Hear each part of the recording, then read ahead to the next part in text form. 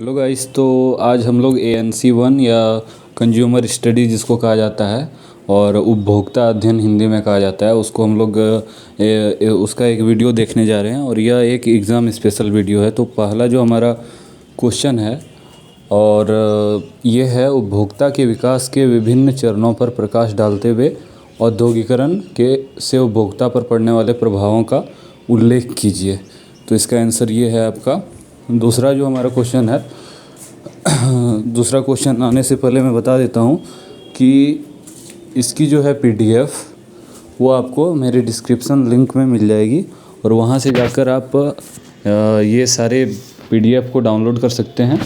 और इतना अगर आपने ANC 1 में पढ़ लिया तो आपको 80+ मार्क्स आसानी से आ सकते हैं।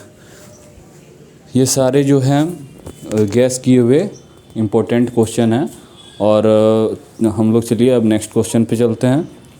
नेक्स्ट क्वेश्चन जो है हमारा, उपभोक्ता पर्यावरण से आप क्या समझते हैं। तो जैसे कि उपभोक्ता के लिए एक पारस्परिक जो पर्यावरण होता है उसके बारे में हमको बताना है। तो ये 2010 में भी पूछा जा चुका है। अगला क्वेश्चन हमारा आने से पहले मैं बता देता हूँ कि उपभोक्ता में जो है 4 स्तरीय होता है: परिवार, सांस्कृतिक, समाजशास्त्री और आर्थिक। इसी के आधार पर जो है उपभोक्ता पर्यावरण का हम लोग विस्तृत अध्ययन करते हैं। इसके बाद उपभोक्ता की ओर जो हमारा बढ़ता हुआ जो कदम है उपभोक्ता पर्यावरण की ओर, इसके बारे में भी यहाँ पे चर्चा किया गया है। तो इसे भी आप पढ़ लें अच्छे से। इसके बाद जो हम आते हैं अपने नेक्स्ट क्वेश्चन पर, जो है आर्थिक पर्यावरण के 3 कारकों का वर्णन कीजिए जो उपभोक्ता की निर्णयन प्रक्रिया को प्रभावित करते हैं। तो इसके अंतर्गत जो कारक आते हैं उसके बारे में हमको पढ़ना है और आप PDF आसानी से जाके डिस्क्रिप्शन से प्राप्त कर सकते हैं। और हमारे चैनल पर अगर नए हैं तो सब्सक्राइब कर लें और कमेंट आप कीजिए कि आपको किस टॉपिक से रिलेटेड वीडियो चाहिए, तो हम आपको प्रोवाइड कराएंगे। और अगला जो हमारा टॉपिक आता है, क्वेश्चन आता है, वो है उपभोक्ता संरक्षण में विज्ञापनों की भूमिका की संक्षिप्त में टिप्पणी करें या फिर संक्षिप्त में जानकारी दें कि उपभोक्ता पर्यावरण के लिए जो है विज्ञापन किस तरह से अपना रोल प्ले करता है। अगला जो है हमारा क्वेश्चन, वो अभी अगला आने से पहले मैं बता देता हूँ, इसमें भी इसे भी बहुत ही अच्छी तरह से डिफ़ाइन करके यहाँ बताया गया है। तो आप अपने से भी इसमें शॉर्ट नोट्स निकाल सकते हो और अपने से भी जोड़ के लिख सकते हो, ठीक है ना। तो चूँकि आप अगर इस टॉपिक में 2 से 3 क्वेश्चन को आप पढ़ लेते हो तो आप आसानी से किसी भी क्वेश्चन को सॉल्व कर सकते हो रिलेटेड टू दैट टॉपिक। जैसे कि वो उपभोक्ता के बारे में अध्ययन है तो आप उपभोक्ता के बारे में अध्ययन कर सकते हो।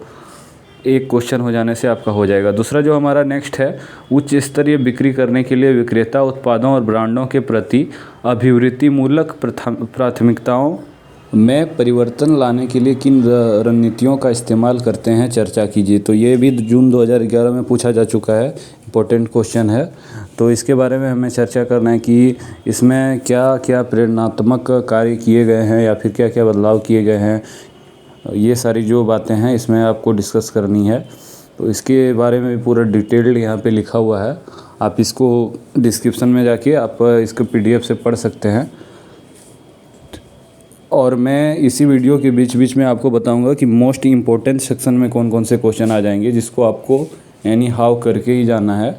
और वो अबाउट 90% चांस है कि वो मिल ही जाएंगे आपको एग्ज़ाम में, वो आपको मैच हो जाएंगे। तो चलिए नेक्स्ट क्वेश्चन पे हम लोग चलते हैं। ये पूरा तरह से उसका डेफिनेशन था। अगला क्वेश्चन हमारा है कि भारत में उपभोक्ता आंदोलन की परिवर्तनशील प्रकृतियों की चर्चा कीजिए। आधुनिक काल में उपभोक्ता आंदोलन, इसी तरह से जो है इसके 2-3 टाइप में बना के पूछा गया। 2010 दिसंबर 2010 में ही 2 क्वेश्चन पूछे गए थे इससे। तो ये भी इम्पोर्टेंट था क्वेश्चन। अभी नेक्स्ट क्वेश्चन है कि भारत और अमेरिका में उपभोक्ता आंदोलन को पैदा करने वाले कारकों की तुलनात्मक विस्तृत में चर्चा कीजिए या विस्तृत में प्रस्तुत कीजिए।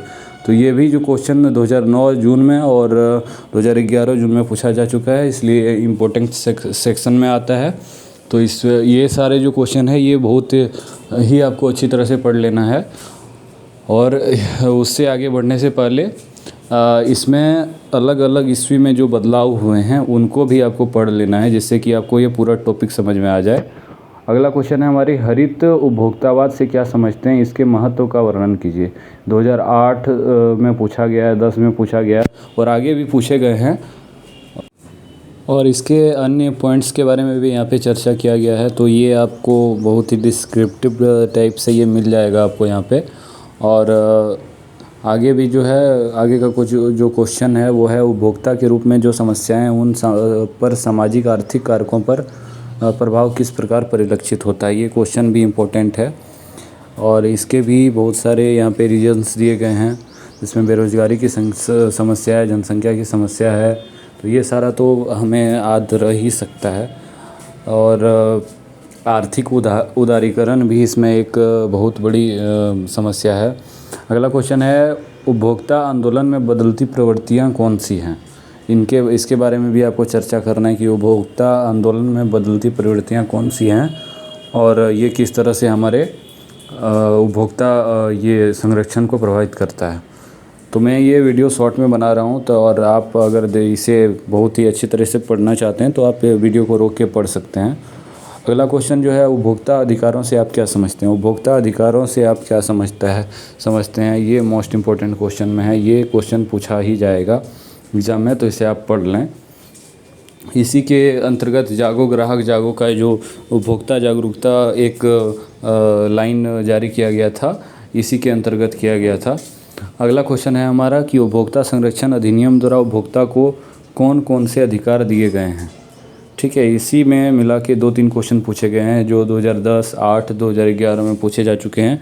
ये मोस्ट इम्पोर्टेंट सेक्शन में आता है, इससे आप लोग ज़रूर इसको पढ़ लें आप लोग। और आप डिस्क्रिप्शन से जाकर भी पढ़ सकते हैं, लेकिन अगर आप लोग वीडियो के थ्रू से पढ़ेंगे तो आप लोगों को मैं मोस्ट इम्पोर्टेंट क्वेश्चन के बारे में बता रहा हूँ। और आप पहले पूरे वीडियो को देख लें, उसके बाद आप डिस्क्रिप्शन में जाके मेरे लिंक को ये कर सकते हैं। लिंक से मेरे जितने भी सारे ये हैं PDF हैं उसको आप लोग ले सकते हैं। अगला क्वेश्चन है हमारा, उपभोक्ता उत्तरदायित्व से क्या आप समझते हैं और इसके महत्व और प्रासंगिक का विश्लेषण कीजिए। ये भी इम्पोर्टेंट था। नेक्स्ट है, उपभोक्तावाद से आप क्या समझते हैं। इसको 2008-10 में पूछा जा चुका था और आगे भी पूछा गया होगा, इसमें नहीं दिया है, तो इसको भी आपको पढ़ लेना है। नेक्स्ट क्वेश्चन हमारा है, उपभोक्ता संरक्षण अधिनियम 1986 के अनुसार उपभोक्ता को परिभाषित कीजिए और उपभोक्ता संरक्षण के लिए अधिनियम के अंतर्गत क्या प्रावधान किए गए हैं। इम्पोर्टेंट क्वेश्चन है, इसे ज़रूर पढ़ लें आप लोग।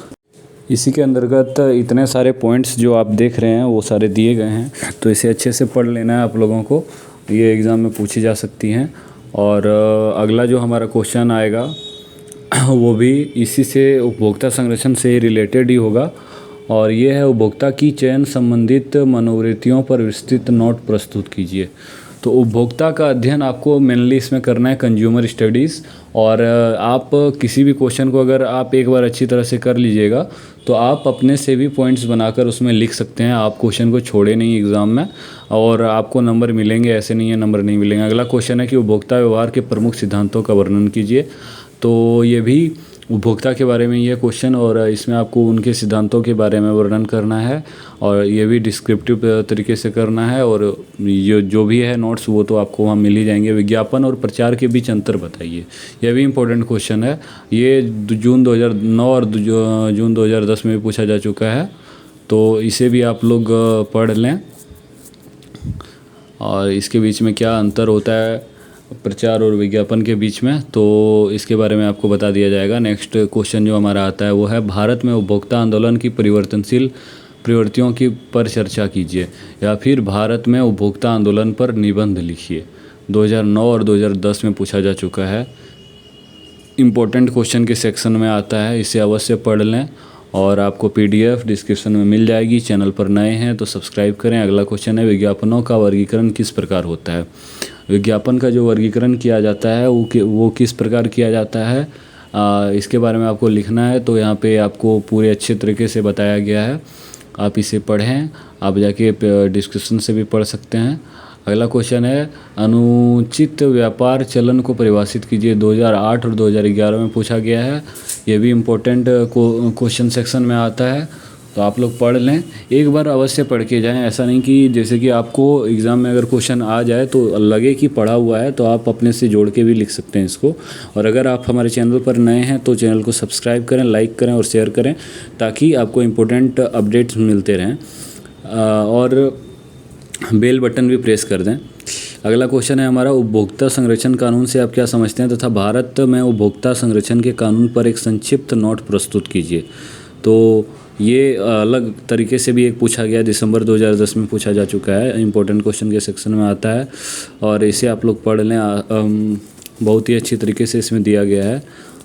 2-3 पॉइंट्स भी याद रख लेते हैं तो आपको एग्ज़ाम में दिक्कत नहीं होगा। अगला क्वेश्चन है, अधिनियम के मुख्य तत्वों का वर्णन करते हुए इसके त्रिस्तरीय शिकायत निवारण यंत्र पर भी प्रकाश डालें।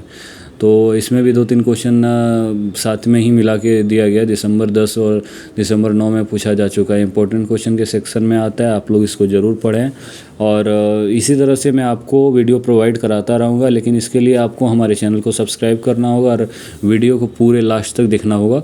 अगला क्वेश्चन है, उपभोक्ता अदालतों की न्यायिक प्रक्रिया का वर्णन कीजिए कि उपभोक्ता को क्या अधिकार दिए गए हैं, उसका उल्लंघन होने पर आप किस तरह से न्यायालय का दरवाज़ा खटखटा सकते हैं, जिससे कि न्यायालय आपको एक उचित न्याय दे। अगला क्वेश्चन है, खाद्य अपमिश्रण अधिनियम पर टिप्पणी करें। ये अधिनियम इम्पोर्टेंट है, जून 2009 में पूछा गया है, लेकिन बहुत अधिक चांस है कि इस बार पूछा जाए।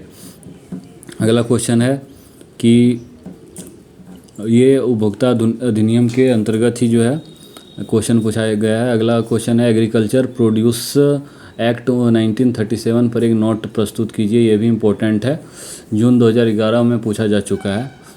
अगला क्वेश्चन हमारा जो आता है, मानक नापतोल अधिनियम 1976 के उद्देश्य और महत्व का विश्लेषण कीजिए, या माप और तोल अधिनियम 1976 पर टिप्पणी कीजिए। 2-3 बार पूछा जा चुका है, जून 2010, 11 और दिसंबर 2011 में पूछा जा चुका है।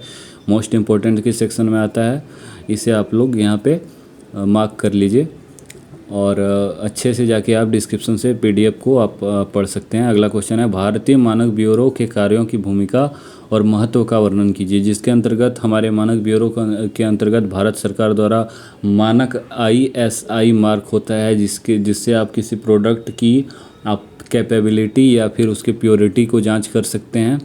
और अगला जो है हमारा, भारत सरकार के द्वारा एक मानक चिन्ह भी दिया जाता है किसी भी प्रोडक्ट को, जिसके थ्रू से आप उसके बारे में पता कर सकते हैं। नेक्स्ट जो है, भारतीय मानक ब्यूरो भारत में उपभोक्ता अधिकारों का संरक्षण किस प्रकार करता है। इसी से रिलेटेड 2-3 क्वेश्चन और पूछे जा चुके हैं, दिसंबर 2009, दिसंबर 10, जून 2011। तो इससे भी आप लोग इम्पोर्टेंट सेक्शन में रख के ही पढ़ें, क्योंकि ये भी इम्पोर्टेंट क्वेश्चन के अंतर्गत आता है। हमारा जो नेक्स्ट क्वेश्चन है, खाद्य अपमिश्रण निवारण अधिनियम 1954 की प्रमुख विशेषताओं का वर्णन कीजिए। ये क्वेश्चन 2009, दिसंबर 11 और जून 2011 में पूछा जा चुका है। तो ये भी इम्पोर्टेंट सेक्शन में आता है, इसे भी पढ़ लें। आपको कुल मिला के लगभग 50 क्वेश्चन पढ़ने हैं, उसमें से आपको 8 to 10 क्वेश्चन उसमें मिल जाएंगे एग्ज़ाम में। तो ये कोई बहुत ही अच्छी वीडियो होगी आपके लिए, आपके एग्ज़ाम के लिए। आगे के क्वेश्चन जो है हमारा, भारत में औषधि और सौंदर्य प्रसाधन के आयात, निर्माण और विक्रय के लिए कौन से निषेध किए गए हैं, या औषधि नकली कब मानी जाएगी। ये क्वेश्चन भी 2010, 8 और 2011 में पूछे जा चुके हैं, तो आप इसे भी पढ़ लें अच्छी तरीके से। और नेक्स्ट हमारा जो आने वाला है क्वेश्चन, वो आने से पहले मैं बता दूं कि इसके बहुत सारे पॉइंट्स दिए गए हैं, तो ये पॉइंट्स को भी आपको अच्छी तरह से ये कर लेना है कि एग्ज़ाम में 1-2 पॉइंट्स भी रहे तो उससे आप रिलेटेड लिख सकें, मतलब उससे जोड़ के आप लिख सकें, तो ये आपको नंबर दे दिए जाते हैं। अगला क्वेश्चन हमारा है, उपभोक्ता शिकायतों के निवारण के लिए उपभोक्ता संरक्षण अधिनियम द्वारा क्या मशीनरी प्रदान की गई है, इसकी सीमाएं क्या हैं। तो ये भी क्वेश्चन 2-3 तरह से पूछे जा चुके हैं, 8 में पूछे गए हैं, 10 में, 2011 में पूछे जा चुके हैं। तो ये भी इम्पोर्टेंट सेक्शन में ही आता है, इसे आप लोग डबल टिक कर लें और अच्छे से इसे पढ़ लें। इसे ये एग्ज़ाम में आने के बहुत ज़्यादा चांसेस इसके बनते हैं। हमारा इसके ऊपर जो महत्वपूर्ण मुद्दे हैं, समय सीमा, निर्णय संबंधी समय, इन सारी चीज़ों को भी आपको पढ़ लेना है, ये भी इम्पोर्टेंट हैं। अगला क्वेश्चन है, उन सरकारी एजेंसियों का वर्णन कीजिए जो उपभोक्ता की शिकायत निवारण में उसकी सहायता करेगी। तो इसके अंतर्गत आप लोग उन जो है सरकारी एजेंसी के बारे में पढ़ेंगे जो आपको उपभोक्ता का जो ये है अधिकार है उसको रखने में उसका मदद करती है। तो ये भी इम्पोर्टेंट है क्वेश्चन, और इसको भी पढ़ लें आप लोग। नेक्स्ट क्वेश्चन पे आते हैं हम लोग। अभी नेक्स्ट क्वेश्चन जो हमारा आने वाला ये भी उपभोक्ता से रिलेटेड ही है कि गैर सरकारी संगठन पर एक विस्तृत नोट प्रस्तुत कीजिए। इससे भी दो तरीके से पूछा गया है कि गैर सरकारी संगठनों के लिए सुझाई गई प्रबंधकीय प्रक्रिया पर एक टिप्पणी करें, गैर सरकारी संगठनों के अनिवार्य विशेषताओं के बारे में बताइए। ये भी 2010-11 में पूछा जा चुका है, इंपॉर्टेंट क्वेश्चन के सेक्शन में आता है, आप लोग नोट कर लें इसके बारे में। अच्छा क्वेश्चन है। अभी हमारा जो नेक्स्ट क्वेश्चन आने वाला है ये क्वेश्चन भी इम्पोर्टेंट था जनहित याचिका के बारे में, लेकिन ये पूछा नहीं जाएगा इसलिए मैंने इम्पोर्टेंट नहीं किया इसको।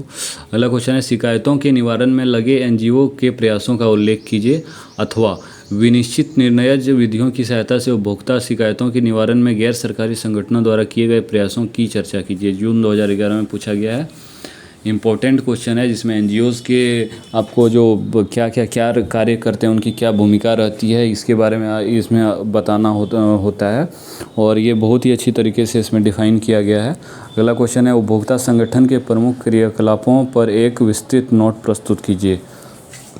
कि उपभोक्ता संगठन के जो क्रियाकलाप हैं इसके बारे में आपको बताना है, जो कि अनुसंधान, जनशक्ति या मानव शक्ति, सतर्कता, ये सारे जो इसमें पॉइंट्स आते हैं ये इम्पोर्टेंट पॉइंट हैं, और इसे भी आपको पढ़ लेना है। अगला जो हमारा नेक्स्ट क्वेश्चन जो आएगा वो हमारा है नेक्स्ट क्वेश्चन जो हमारा है वो है, उपभोक्ता आंदोलन के लिए अभियान और पक्ष समर्थन क्यों महत्वपूर्ण है। और इसी से रिलेटेड एक दो क्वेश्चन ये भी पढ़ लीजिएगा। प्रभावी अभियान और पक्ष समर्थन की कार्यनीतियों पर चर्चा कीजिए। इम्पोर्टेंट है, 2008, 9, 10 और 11 में भी पूछा जा चुका है, तो ये क्वेश्चन इम्पोर्टेंट है। मैं जिन क्वेश्चनों को इम्पोर्टेंट बता रहा हूँ आप उसे ज़रूर पढ़ लें, क्योंकि वो क्वेश्चन 80 से 90% चांस बनते हैं कि वो मैच करेंगे ही एग्ज़ाम में। और नेक्स्ट जो हमारा क्वेश्चन है, कंज्यूमर्स इंटरनेशनल के आवश्यक क्रियाकलापों का वर्णन कीजिए अथवा उपभोक्ता इंटरनेशनल पर टिप्पणी करें। और इसी से एक दो क्वेश्चन है, जून 2009, 8, 10 दिसंबर में पूछा जा चुका है, तो मोस्ट इम्पोर्टेंट सेक्शन में इसे रख लीजिएगा आप लोग। तो इसके जो आंसर्स हैं ये सारे हैं। तो ये हमारे जो कुछ मोस्ट इम्पोर्टेंट क्वेश्चन थे, इसे आप लोग ज़रूर पढ़ लें और हमारे चैनल को सब्सक्राइब करें। Thank you.